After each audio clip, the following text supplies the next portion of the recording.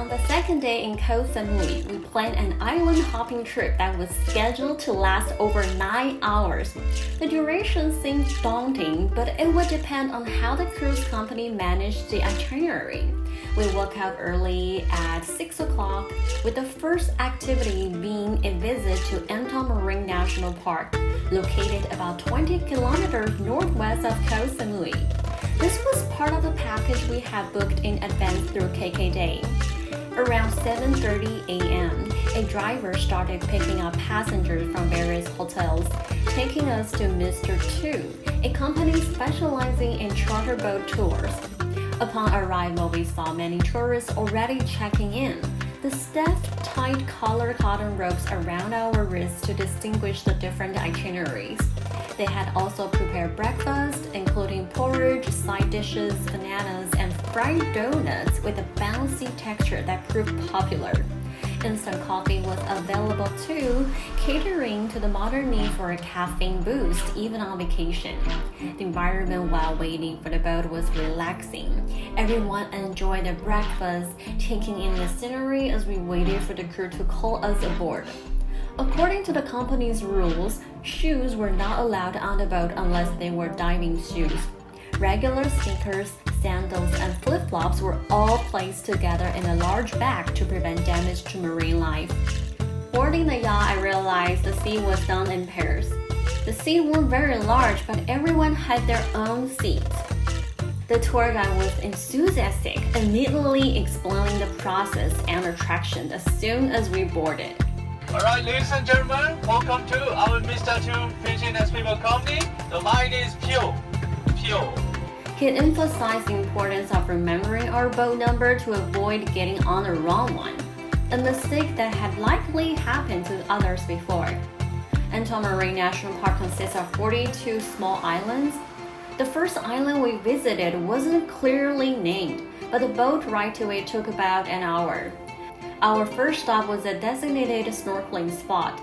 The water was cool, but visibility was average, and there weren't as many fish as expected. However, it was refreshing to dip in the water and relax from the heat. The cruise company provided snorkeling tubes and life jackets, though diving shoes had to be purchased separately. Some parents bought them to protect their children's feet from sharp stones. Interestingly, the fish seemed unafraid of humans, possibly finding us as curious as we found them. We stayed at the snorkeling spot for 40 minutes. For those prone to seasickness, I recommend taking medication 20 minutes before boarding. I had taken seasickness medicine and patches, which helped alleviate discomfort. However, the rocking sea could still make you dizzy while snorkeling. The weather that day was cooler than in Taiwan, though a bit hot, making it enjoyable to soak in the sea and watch the fish around us. After the first snorkeling stop, we took another 20-minute boat ride to Park, where the towering rocks created a spectacular view. The stairs here were steep, requiring both hands to assist in climbing. Reaching the top was definitely a challenge, but the view was worth it. The green lake water and the panoramic view of the islands were breathtaking. We took a break here, catching our breath after the climb. After half a day, my energy level had noticeably dropped, and many people sought shade to escape the sun.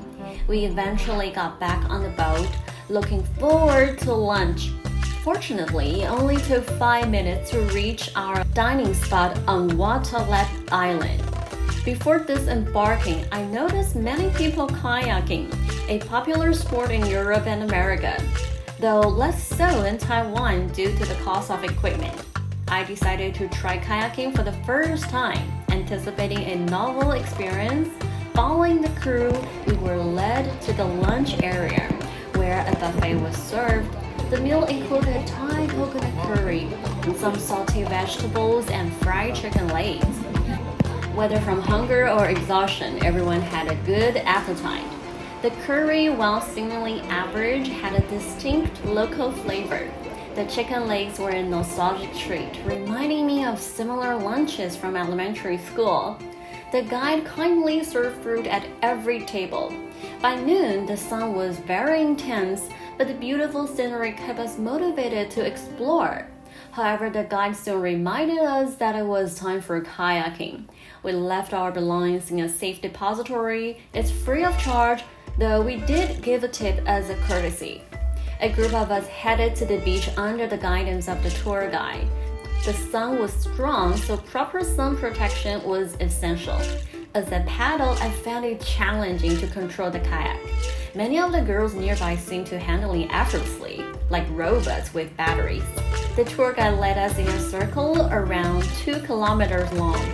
By the time we returned to shore, I was exhausted and took a quiet break in the ocean.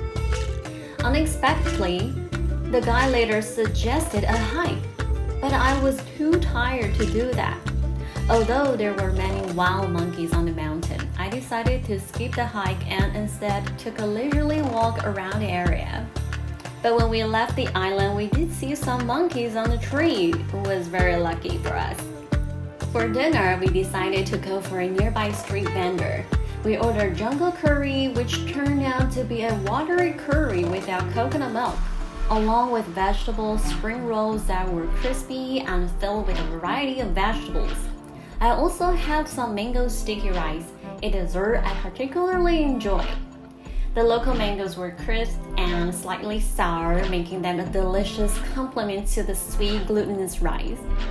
After such a long day, I felt extremely exhausted. This trip is definitely not for the elderly, as it involves a lot of physical work. However, the chance to enjoy beautiful scenery while staying active made it a rewarding experience. I'll probably take a short break tomorrow to recharge before the next island hopping adventure. And that's all for the day. Bye bye!